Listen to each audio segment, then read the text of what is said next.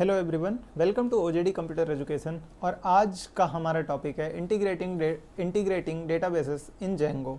अब यहाँ पे जब इंटीग्रेशन की बात आती है तो हमारे पास कई तरह का डेटा होता है। एक तो एसक्यूएल टाइप होता है, एक तो नो एसक्यूएल टाइप होता है। तो आज हम स्पेसिफिकली एसक्यूएल टाइप के डेटाबेस की बात कर रहे होंगे, जिसमें से माई एसक्यूएल का सर्वर इंस्टॉलेशन, उसका राउटर सेटअप, प्लस जेंगो की एक एप्लीकेशन में जब हम माइग्रेट करते हैं डेटाबेस को तो कैसे हमारे टेबल्स क्रिएट होती हैं, कैसे जाके डेटा हमारा स्टोर हो रहा होता है, और क्या क्या चीज़ों की ज़रूरत होती है एक डेटाबेस को कनेक्ट करने के लिए जेंगो बैकएंड से। हम ये सारे के सारे प्रोसेस और स्टेप को देख रहे होंगे। सो बिना किसी देरी के चलते हैं अपनी कंप्यूटर स्क्रीन पर। और सबसे पहले, क्योंकि मेरे कंप्यूटर में मैं आपको दिखा देता हूँ, माई एसक्यूएल इंस्टॉल नहीं है, तो माई एसक्यूएल इंस्टॉल करते हैं और इसी के साथ आपको आइडिया लग जाएगा कि अगर आपको माई एसक्यूएल का इंस्टॉलेशन करना है इस पर्पज़ के लिए तो कैसे कर सकते हैं। तो इसके लिए आपको माई एसक्यूएल का इंस्टॉलर चाहिए, और अगर आपके पास इंस्टॉलर नहीं है तो आप कोई सा भी एक ब्राउज़र ओपन करिए। यहाँ पे मैं यूज़ कर रहा हूँ फायरफॉक्स का, और यहाँ पे आप सर्च कर सकते हैं my SQL. My SQL search करेंगे तो आपके सामने माई एसक्यूएल की ऑफिशियल वेबसाइट, जो कि ओरेकल के द्वारा प्रोवाइड करी जाती है, वो आ जाएगी। आप डाउनलोड्स में जाएँ। डाउनलोड्स में जाने के बाद आपको सबसे नीचे आएगा my SQL community JPL downloads. आप डाउनलोड्स में जाइए, आपको मिलेगा my SQL installer for Windows वाले सेक्शन में चलते हैं। यहाँ पे हमें ये वाली फ़ाइल जो 303.6 MB वाली ये वाली फ़ाइल है, हमें इसको डाउनलोड कर लेना है अपने सिस्टम के लिए। यही फ़ाइल मैंने डाउनलोड कर रखी है, ये देखिए। अब जब हम इस फाइल को रन करेंगे, डबल क्लिक करके रन करते हैं, तो ये फाइल का इंस्टॉलर हमारे सामने खुल के आ रहा होगा, जो कि थोड़ा सा टाइम लेगा। वेट करते हैं। माई एसक्यूएल इंस्टॉलर वर्जन 1.6 आपकी स्क्रीन पे जैसा आप देख सकते हैं। सो हमें कस्टम इंस्टॉल करना है। हम कस्टम इंस्टॉल पे चलते हैं। ऑल्दो अगर आपको फुल इंस्टॉलेशन चाहिए, क्लाइंट ओनली चाहिए या फिर सर्वर ओनली चाहिए, जो कि आप विंडोज़ सर्वर अगर आप यूज़ कर रहे हैं तो उसमें कर सकते हैं, तो आप अपने हिसाब से सेटअप कर सकते हैं। बट क्योंकि एक डेवलपमेंट मशीन है तो हम इसमें कस्टम सेटअप करेंगे। नेक्स्ट करते हैं। तो माई एसक्यूएल सर्वर की हमको सबसे पहले ज़रूरत है, जो कि हमारे इंस्टेंस के साथ रन कर रही होगी। साथ ही साथ एप्लीकेशन में हमें राउटर चाहिए होगा और वर्कबेंच चाहिए होगा। वर्कबेंच ऑल्दो नेसेसरी तो नहीं होती, इसके सारे की सारी चीज़ें हम शेल पे परफॉर्म कर सकते हैं। साथ ही साथ अगर हम बात करें जेंगो की, तो जेंगो में खुद का डेटाबेस का शेल होता है, तो हम वहाँ से भी इसके कमांड्स को एग्जीक्यूट कर सकते हैं। तो इसीलिए मैं यहाँ पे शेल को एक्सक्लूड कर रहा हूँ, सिर्फ वर्कबेंच, सर्वर और राउटर को सेटअप करते हैं। नेक्स्ट करा हमने। अब रेडी टू इंस्टॉल आपके डिस्प्ले पे आ रहा होगा, एग्जीक्यूट करते हैं और इंस्टॉलिंग स्टेटस हमारा दिखने लगेगा। अब जब ये प्रोग्रेस बार तीनों का 100 हो जाए तब हम समझ लेंगे कि ये इंस्टॉल हो चुका है। इंस्टॉल होने देते हैं, वेट करते हैं कुछ समय का।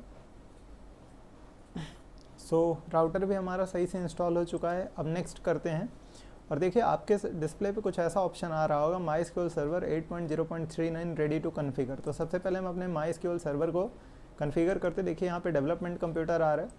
अगर आपका सर्वर कंप्यूटर तो आप सर्वर कंप्यूटर के साथ जा सकते हैं या फिर डेडिकेटेड कंप्यूटर के साथ जा सकते हैं। और देखिए सबका डिस्क्रिप्शन लिखा हुआ है, this is a development computer and many other applications will be installed on it, a minimal amount of memory will be used. देखिए क्या होता है, जब भी कोई इंस्टेंस रन करता है डेटाबेस का, तो वो एक अमाउंट ऑफ मेमोरी को कंज्यूम करता है। अब ये डिपेंड करता है आपके कैशिंग प्रोसेस पे, आपके मेमोरी मैनेजमेंट पे, कि आप अगर ये क्लाउड होस्टिंग में कर रहे हैं तो आप इसको कैसे कॉन्फ़िगर करके करते हैं। क्योंकि ये डेवलपमेंट कंप्यूटर है तो हम डेवलपमेंट पे करके छोड़ देंगे। और यहाँ पे हमें पोर्ट नंबर को याद रखेंगे, जो कि 3306 है, यानी 3306 है। अब इसके बाद हम नेक्स्ट करते हैं। ऑथेंटिकेशन मेथड ये हमसे पूछेगा, तो use strong password encryption for authentication recommended. इसी के साथ चलते हैं। माई एसक्यूएल का ये रूट पासवर्ड पूछेगा, जो कि अभी तक हमने नहीं बनाया हुआ है, तो हम रूट पासवर्ड अपना दे देते हैं। और यहाँ से एक यूज़र क्रिएट कर लेते हैं। इस यूज़र का नाम होगा एडमिन, और इसका जो रोल होगा वो DB एडमिन होगा। देखिए जो डेटाबेस होता है हमारा क्लाउड पे, उस पर अलग अलग यूज़र्स होते हैं और हर अलग यूज़र का अपना एक रोल होता है। जब आप बात करते हैं बड़ी बड़ी कंपनीज़ की, सच एज ओरेकल हो गया, माइक्रोसॉफ्ट हो गया, रेड हैट हो गया, तो इसमें कोई एक डेटाबेस मैनेजर नहीं होता, बहुत सारे डेटाबेस मैनेजर्स होते हैं और सबके अपने अपने रोल्स होते हैं। और कभी भी डेटाबेस को सिंगल क्वेरी के साथ या कभी भी डायरेक्ट शेल पे कमांड एग्जीक्यूट करके नहीं किया जाता। ये मैं आपको पहले ही क्लियर कर दूं। इसके लिए हमारे पास DB IDEs होती हैं, जैसे हमारा माई एसक्यूएल का वर्कबेंच हो गया, हम इसमें इंस्टेंस कनेक्शन करवा सकते हैं। अदरवाइज़ हमारे पास और भी कई सारे, जैसे पाइथन के फ्रेमवर्क्स हो गए, ORMs हो गए, अलग अलग टाइप के टूल्स होते हैं जिनके थ्रू हम करते हैं। तो इसीलिए ये रोल डिफाइन करना पड़ता है कि आप जिस यूज़र को एक्सेस कर रहे हो क्या उसके पास सिर्फ रीड की परमिशन है या रीड राइट की परमिशन है या सिर्फ मतलब किस टाइप की परमिशन है, ये सारी की सारी चीज़ें हमें यहाँ पे देखनी पड़ती है। बेसिकली ऑथराइजेशन की बात हो रही है यहाँ पे। तो पासवर्ड भी दे देते हैं यहाँ पे हम, और जब हमारा पासवर्ड मैच कर जाएगा तब ओके का ऑप्शन आ जाएगा। अब देखिए हमारा यूज़र एडमिन है जिसके पास डीबी एडमिन का रोल है, और नेक्स्ट करते हैं, नेक्स्ट करते हैं, और फिर से अगेन नेक्स्ट करते हैं, ग्रांट फुल एक्सेस। अब देखिए यहाँ पे जब हम इस प्रोसेस को एग्जीक्यूट करेंगे तो हमारा पूरा का पूरा ये इंस्टेंस शुरू हो जाएगा। साथ ही साथ हम चलेंगे जेंगो की डॉक्यूमेंटेशन में, फायरफॉक्स को ओपन करते हैं और चलेंगे हम जेंगो की डॉक्यूमेंटेशन में।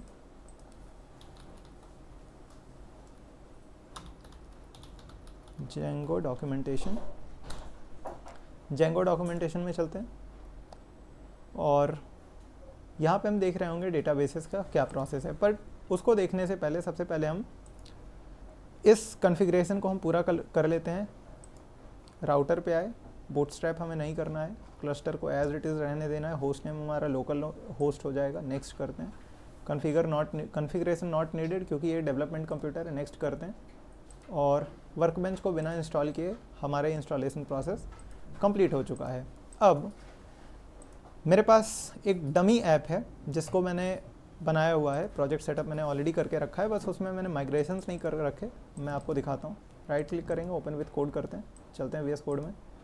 और अगर आप इस एप्लीकेशन में देखें तो इस एप्लीकेशन का जो अभी बैकएंड है वो SQLite 3 है, और वो SQLite आपको अभी तक नहीं दिख रहा है क्योंकि मैंने अभी तक इसमें एक भी माइग्रेशन या एक भी बार रन सर्वर कमांड नहीं यूज़ करी है। देखिए जब भी आप रन सर्वर कमांड यूज़ करते तो आपके माइग्रेशंस यहाँ पे शो हो जाते हैं, और देखिए माइग्रेशंस में अभी सिर्फ आपके पास init.py है। इसका मतलब भी ना तो एक भी माइग्रेशन हुआ है, ना ही एक भी बार एप्लीकेशन बनाई गई। ये एप्लीकेशन फ्रेश एप्लीकेशन है जिसमें मैंने URL को सेट कर रखा है। settings.py में मैंने एप्लीकेशन जो मैंने बनाया उसको सेट कर रखा है, साथ ही साथ मैंने टेम्पलेट्स को सेट कर रखा है। ऑल्दो अगर आप टेम्पलेट इनहेरिटेंस के बारे में नहीं जानते तो ये कैसे हुआ टेम्पलेट्स की, ये पूरा का पूरा इनहेरिटेंस जो इसमें यूज़ हो रहा है host.path.join बेस्ड dir टेम्पलेट्स, ये कैसे हुआ और कैसे हमारे पास दो टेम्पलेट फोल्डर है, एक यहाँ पे एक यहाँ पे, इन दोनों का आपस में क्या रिलेशन है, इसकी एक वीडियो मैंने ऑलरेडी इस चैनल पे डाल दी है। तो अगर आपको वो देखना है तो उसका लिंक आपको डिस्क्रिप्शन में मिल जाएगा, ऊपर आई कार्ड बटन में मिल जाएगा। मेक श्योर करें कि आप चेकआउट करते हैं। सो हमारे पास base.html है जो कि हमारे प्रोजेक्ट के नैव बार को कंटेन कर रहे हैं, और यहाँ पे मैंने टाइम ना वेस्ट करते हुए यूज़ किया है बूटस्ट्रैप का, और मैंने यहाँ पे URL नहीं डिफाइन करा हुआ है, ना ही मैंने index.html में जो फॉर्म बनाया है वहाँ पे।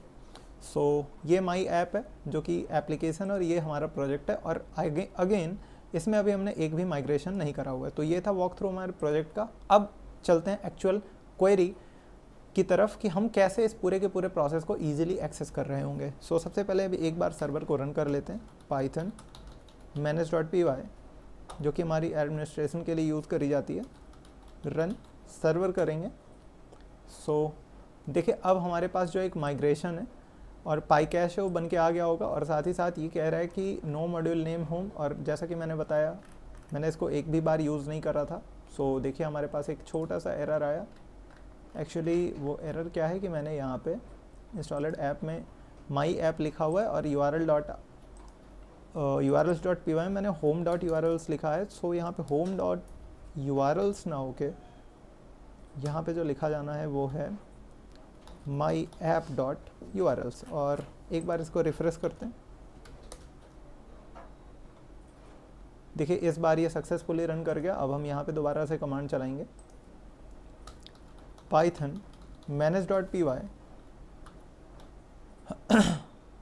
migrate।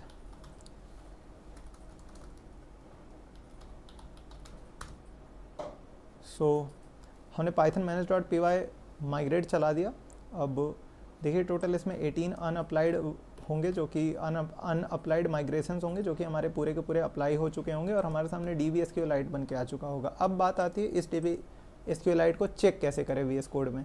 तो आपका जो SQLite डेटाबेस होता है उसको चेक करने के लिए आपको VS कोड एक एक्सटेंशन प्रोवाइड करता है जो कि होता है हमारा SQLite व्यूअर। देख लेते हैं इस एक्सटेंशन को इंस्टॉल करके फटाफट। SQLite व्यूअर ये वाली एक्सटेंशन होती है, डाउनलोड करते हैं इसको। और जो हमारा ये SQLite व्यूअर है अभी देखिए ओपन हो जाएगा आराम से और हमारी सारी की सारी टेबल्स इसमें दिख रही होंगी। लेकिन जो मैंने एक और चीज़ करा हुआ है, जो models.py उसके अंदर मैंने एक todo नाम का मॉडल बना रखा है जो कि हमारे डेटाबेस में जाके इंटीग्रेट होना है। सो अभी ये तो हमारा डिटेक्ट ही नहीं हुआ है, इसको डिटेक्ट करवाने के लिए हमको एक नया माइग्रेशन क्रिएट करना पड़ेगा। तो एक नया माइग्रेशन क्रिएट करवाते हैं, python manage.py मेक माइग्रेशंस। और जब हम ऐसा करेंगे तो देखिए migrate from my app initial.py create model to do, जो कि हमारा आ चुका है। अब इसको माइग्रेट करवा लेते हैं python manage.py। देखिए क्या होता है, जब आप माइग्रेशन वाली कमांड चलाते हैं तो जो आपका models.py में डेटाबेस के अंदर टेबल बनना होता है वो डिटेक्ट हो जाता है, और जब आप एक्चुअल माइग्रेट कमांड चलाते हैं तो आपकी टेबल जाके क्रिएट हो रही होती है। माइग्रेट करते हैं और अपने डेटाबेस को यानी SQLite को वापस से विजिट करते हैं और देखते हैं। देखिए हमारे पास माई ऐप टू डू जिसकी 3 फील्ड्स हैं, ID, टाइटल और डिस्क्रिप्शन, ये 3 चीज़ें हैं, ये क्रिएट हो चुकी हैं। सो एक बार इसको रन करके देखते हैं। फिर सबसे लास्ट स्टेप में हम इसको SQL के साथ कनेक्ट कर रहे होंगे, अभी तो MySQL पे ही है। python manage.py रन सर्वर, और जब हम ऐसा करेंगे तो हमारे सामने ये लिंक आ जाएगी जिसको हम कंट्रोल क्लिक करके ओपन कर सकते हैं। ऑल्दो मैं इसको यहाँ से कॉपी करूँगा और फायरफॉक्स में जाके पेस्ट कर दूँगा। सो हमारे सामने कुछ ऐसा आ रहा होगा, शो ऑल नोट्स पे हमारे सामने एक ब्लैंक पेज होगा। अब क्योंकि हमने URL नहीं डिफाइन किया इसीलिए शो ऑल नोट्स ओपन नहीं हो रहा है, तो URL डिफाइन कर देते हैं base.html में, और जो इसका URL है वो ये है शो डाटा। यहाँ पे आते हैं और शो डाटा को यहाँ पे पेस्ट कर देते हैं। अब इस पेज को एक बार हम रिफ्रेश करेंगे तो देखिए शो ऑल नोट्स जो है हमारा वो एक ब्लैंक पेज है अभी, और क्योंकि हमारे पास कोई डाटा नहीं है और होम जो है हमारा टाइटल, और यहाँ पे पासवर्ड फील्ड लिख के आ रही है, मैंने चेंज नहीं किया अभी क्योंकि मैंने बताया फ्रेश बूटस्ट्रैप है। चेंज कर देते हैं इसको, डिस्क्रिप्शन, और रिफ्रेश करेंगे तो देखिए चेंजेस हमारे रिफ्लेक्ट होने लगे हैं। अब बात आती है कि इसको हम कैसे करेंगे, तो देखिए इसके लिए हमने व्यूज़ में अपना पूरा का पूरा सेटअप कर रखा है कि जब हमारी request.method क्या होगी, पोस्ट होगी, और हमारा जो URL होगा वो हमारा होम पेज होगा। तो इसको हमको डिफाइन करना पड़ेगा index.html में, जो हमारा फॉर्म है इसके अंदर हमको बताना पड़ेगा कि जो हमारा एक्शन है वो है हमारा होम पेज, और जो मेथड है हमारा वो है पोस्ट। सो होम पेज का URL हम यहाँ से कॉपी करेंगे url.py, या फिर इसको हम स्लैश करके छोड़ देंगे तो ये ऑटोमेटिक समझ जाएगा। साथ ही साथ ये नॉर्मल HTML है तो इसको Django HTML में कन्वर्ट करते हैं, और CSRF टोकन यानी cross site request forgery token लगाना बहुत ज़रूरी है, अदरवाइज़ ये हमें ये एरर थ्रो कर देगा। रिफ्रेश करते हैं, कोई एरर नहीं। चेक करते हैं कि क्या हमारा प्रोजेक्ट काम कर रहा है। टाइटल के अंदर हम एक बार टाइटल लिखते हैं और डिस्क्रिप्शन के अंदर एक बार DESC लिख के सबमिट करते हैं। अगर एरर ना आया तो ये चल रहा है। देखिए कह रहा है no reverse match at slash, इसको रिवर्स मैच नहीं मिल रहा है, तो ट्राई करते देखते क्या इशू ऑकर हुए। URLs पे चलते हैं, views.home पेज है। एक काम कर सकते हैं हम यहाँ पे नेम एट्रीब्यूट को डिफाइन कर सकते हैं जो कि हमारा होगा होम पेज, और उस होम पेज को हम index.html में आके यहाँ पे डिफाइन कर सकते हैं URL, और यहाँ पे लिख देंगे होम पेज। सो अगर हम ऐसा करते हैं, रीसेंड करते हैं, सो सेम इशू है, देखते हैं। Okay got it. रिडायरेक्ट के अंदर कुछ नहीं है, व्यूज़ के अंदर चलते हैं, और रिडायरेक्ट के अंदर हमें डिफाइन करना है। तो जो हमारा रिडायरेक्ट है मैं चाहता हूँ कि वो स्लैश पे रिडायरेक्ट हो जाए अगेन। अब अगर इसको हम रीसेंड करते हैं तो देखिए हमारा पूरा का पूरा काम कर चुका है। और अगर शो ऑल नोट्स पे जाएं तो हमारे सामने देखिए टाइटल 1, टाइटल 2, यानी ये 3 बार हमने रीसेंड करा था डेटा, तो 3 बार हमारा डेटा यहाँ पे सेव हो चुका है। अब क्या हमें ये वाला स्टेप करना ज़रूरी है, URL लिखना? नहीं, कोई ज़रूरी नहीं है। हम इसको अगर स्लैश भी कर दें, यहाँ से स्लैश URL पे अगर हम इसको सेंड कर दें, और यहाँ से हम जो हमने बाद में एट्रीब्यूट ये डिफाइन करा था इसको अगर हम हटा दें तो भी हमारी ये ऐप काम करती रहेगी। देखिए हम इसको रिफ्रेश करते हैं, कोई एरर नहीं। साथ ही साथ होम पे चलते हैं, कोई एरर नहीं। अगेन हम दे देते हैं कोई टाइटल 1 2 3 और डिस्क्रिप्शन भी दे देते हैं 1 2 3, सबमिट करा, कोई एरर नहीं आएगा। शो ऑल नोट्स पे जाएंगे, देखिए अब हमारे पास 1 2 3 भी आ रहा होगा। तो जैसा आप देख सकते हैं हमारा जो डेटाबेस है वो पूरा का पूरा सही से वर्क कर रहा है। अब एक बार इसको हम डेटाबेस में भी वेरीफाई कर लेते हैं कि कहाँ क्या ये सही में डेटाबेस में वर्क कर रहा है। तो देखिए आपके सामने जो डेटाबेस की टेबल है वो हमारी सही से वर्क कर रही है। अब अगर बात आती है कि हमें इसको कैसे कनेक्ट करवाना है MySQL से, तो MySQL में कनेक्ट करवाने के लिए settings.py में जाते हैं। एक्चुअली जो आपका settings.py फाइल होता है वो एक ऐसी फाइल होती है जो सारे के सारे ग्लोबल वेरिएबल्स आपके होते हैं उनको स्टोर करके रखती है, जो आपकी मतलब प्रोजेक्ट या ऐप के लिए नेसेसरी वेरिएबल्स होते हैं कि कहाँ टेम्पलेट रखना है, रूट URL कॉन्फ कैसे करना है, ये सारी की सारी वेरिएबल्स का जो मैनेजमेंट होता है वो settings.py में हो रहा होता है। साथ ही साथ अगर आप कोई पासवर्ड हैशर का यूज़ कर रहे हैं या एक्सटर्नल कोई लाइब्रेरी है जिसको आप जेंगो के साथ इंटीग्रेट करवा रहे हैं, तो उसके पीछे का क्या लॉजिक है settings.py मैनेज कर रहा होता है। अब हम चलते हैं अपने डेटाबेस वाले पार्ट पे। तो जहाँ पे SQLite 3 है, यहाँ पे MySQL लिखना है हमें। और अगर आप यहाँ पे जाएंगे और लिखेंगे डाटाबेस, सर्च करेंगे आप जेंगो की डॉक्यूमेंटेशन पे, डाटाबेसेस में जाएंगे तो देखिए MySQL का यहाँ पे ऑप्शन है। आपको यहाँ पे पूरा का पूरा वो मिल जाएगा कि क्या क्या है क्या क्या नहीं है। जो हमारा ड्राइवर होता है MySQL के लिए वो होता है MySQL क्लाइंट। साथ ही साथ आपको कुछ ऐसा एक डेटाबेस क्रिएट करना पड़ता है और आपको इंजन में django.db.backends.mysql ये होता है, ये आपको डालना पड़ता है। फिर अगर आप अलग से कोई इन्वायरमेंट वेरिएबल यूज़ कर रहे हैं या कॉन्फ़िगरेशन फाइल यूज़ कर रहे हैं तो आप अलग से यूज़ कर सकते हैं। अदरवाइज़ आप इसी के नीचे नेम, यूज़र, पासवर्ड और जो पोर्ट है वो आप डिफ़ाइन करते हैं। तो हम डिफ़ाइन कर लेते हैं फटाफट। नेम हमारे पास पहले से है, यहाँ पे आएंगे, यूज़र डिफ़ाइन करेंगे, यूज़र। तो यूज़र जो था हमारा वो था एडमिन। इसके बाद होस्ट नेम हमारा था लोकल होस्ट और यहाँ पे कॉमा रहेगा। साथ ही साथ डेटा जो हमारा ये डेटाबेस नेम है ये चेंज हो जाएगा और ये किससे चेंज करना है वो मैं अभी आपको बताता हूँ। पहले बाकी इन्वायरमेंट वेरिएबल्स को कॉन्फ़िगर करते हैं।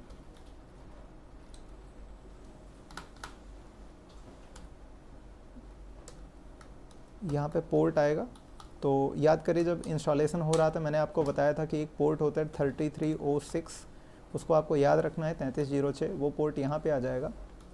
और सबसे लास्ट में आएगा आपका पासवर्ड जो कि वेरिफिकेशन के लिए नीडेड है, हमने उसको रूट रखा हुआ था। सो इसको भी सिलेक्ट करके सिंगल इन्वर्टेड कॉमा में कर देते हैं।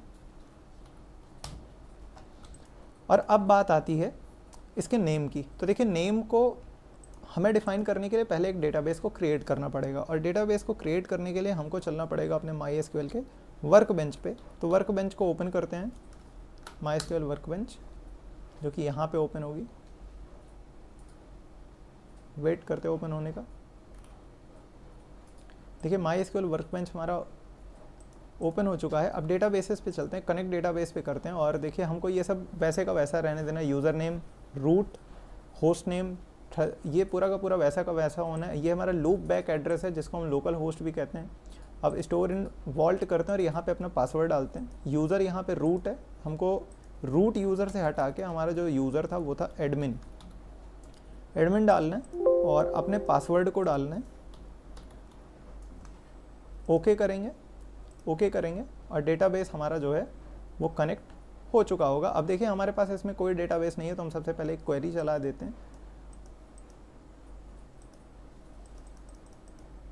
क्रिएट डेटाबेस MyDB और इस क्वेरी को सेलेक्ट करके रन करवाते हैं। देखिए क्वेरी एग्जीक्यूट हो गई और अगर हम इसको रिफ्रेश करें, यहाँ पे दिखा देता हूँ आपको क्लाइंट कनेक्शन।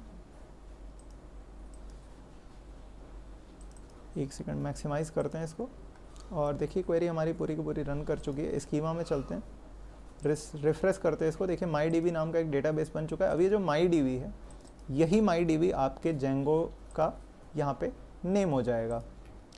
सो अब जब हम इसको माइग्रेट करवाएंगे तो होपफुली इसको रन करना चाहिए, और ये एरर दे रहा है। एरर इसलिए दे रहा है क्योंकि नेम पे यहाँ पे इन्वर्टेड कॉमा क्लोज नहीं है।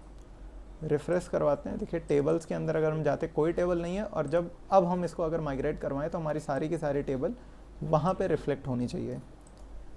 तो कमांड चलाते हैं python manage.py migrate, और ये कह रहा है कि MySQL क्लाइंट हमारे पास नहीं है, तो MySQL क्लाइंट को हम इंस्टॉल कर लेते हैं। पिप इंस्टॉल MySQL क्लाइंट, जो कि ज़रूरी है। और MySQL क्लाइंट इंस्टॉल हो चुका है। हम दोबारा से वही कमांड चलाते हैं माइग्रेट का, और देखिए हमारा माइग्रेशन जो है वो सक्सेसफुली हो चुका है। इसका मतलब हमारा जो ये डेटाबेस है वो सक्सेसफुली कनेक्ट हो चुका है। अगर मैं आपको वर्कबेंच में दिखाऊं, रिफ्रेश करूं, तो देखिए हमारे पास वो सारी tables my app to do. हाँ, ऑब्वियसली वो डाटा हमारा अभी इसमें नहीं आएगा, क्योंकि वो डाटा हमारा जो था वो MySQL लाइट में था, और वो डेटाबेस हमने डिलीट कर दिया। बट देखिए आईडी टाइटल और ये डिस्क्रिप्शन यहाँ पे आ रहा है। अगर मैं इसको ओपन करूँ आपके सामने, देखिए आईडी हमारी ब्लैंक है, टाइटल ब्लैंक है, डिस्क्रिप्शन ब्लैंक है। अगर हम अब आगे से कोई भी डाटा लिखते हैं तो पूरी की पूरी चीज़ हमारी इसमें लिख के आ रही होगी। सपोज़ करिए कि हम यहाँ पे चलते, देखिए अगर मैं इसको रिफ्रेश करता हूँ तो हमारा ये पूरा का पूरा जो डेटा है वो डिलीट हो चुका होगा। अनेबल टू कनेक्ट, देखते क्या इशू है। ओके, रन सर्वर हमारा नहीं हो रहा है। रन करते हैं इसको python manage.py रन सर्वर, और रन करेंगे। देखिए शो ऑल नोट्स जो हैं हमारे वो ब्लैंक हो चुके हैं, और होम पे हमारा कुछ ऐसा आ रहा है। तो यहाँ पे दे देते हैं hello, this is my first note. Save करते हैं इसको, शो ऑल नोट्स पे चलते हैं, और आईडी नंबर, उसका टाइटल और डिस्क्रिप्शन हमें कुछ ऐसा शो हो रहा है। देखिए ये हमारा डाटाबेस क्लियरली काम कर रहा है।